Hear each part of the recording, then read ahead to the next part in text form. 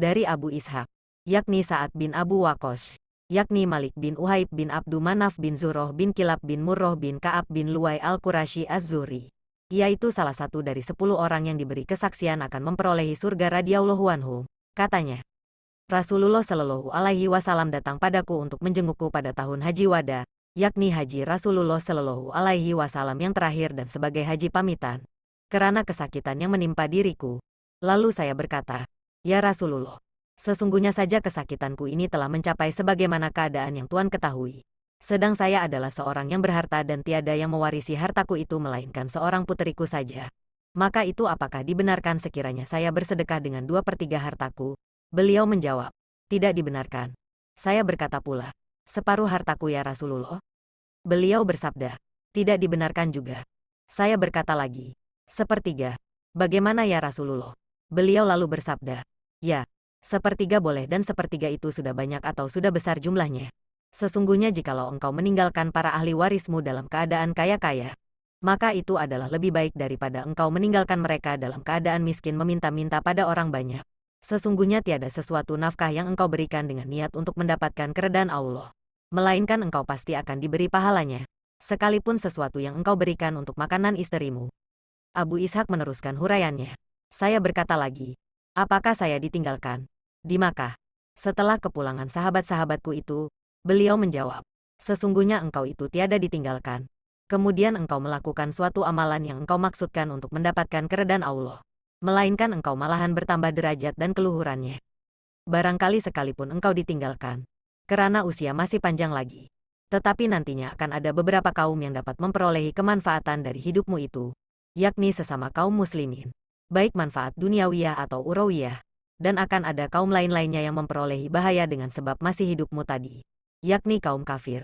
Sebab menurut riwayat Abu Ishaq ini tetap hidup sampai dibebaskannya Irak dan lain-lainnya, lalu diangkat sebagai gubernur di situ dan menjalankan hak dan keadilan.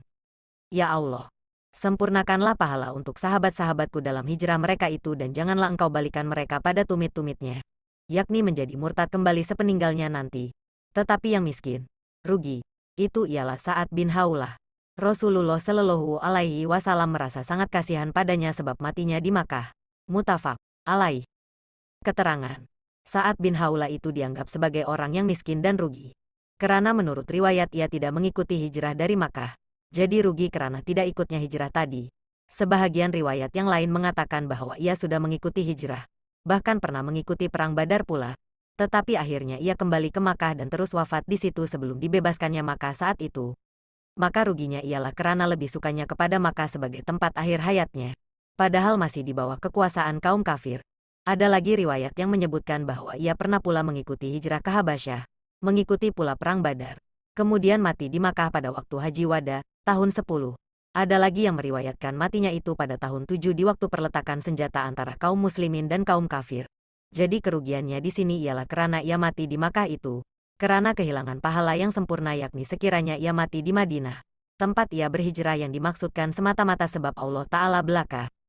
Dari Abu Hurairah, yaitu Abdurrahman bin Sakar radhiyallahu anhu, katanya, Rasulullah Shallallahu Alaihi Wasallam bersabda, "Sesungguhnya Allah Ta'ala itu tidak melihat kepada tubuh-tubuhmu, tidak pula kepada bentuk rupamu, tetapi Dia melihat kepada hati-hatimu sekalian."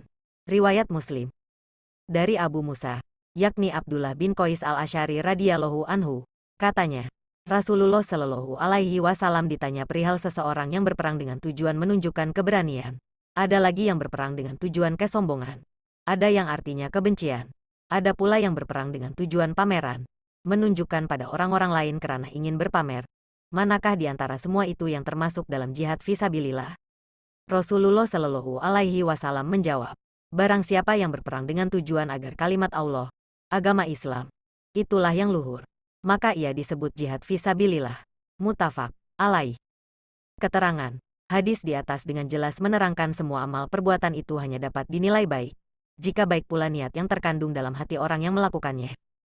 Selain itu dijelaskan pula bahwa keutamaan yang nyata bagi orang-orang yang berjihad melawan musuh di medan perang itu semata-mata dikhususkan untuk mereka yang berjihad fisabilillah, yakni tiada maksud lain kecuali untuk meluhurkan kalimat Allah, yaitu agama Islam.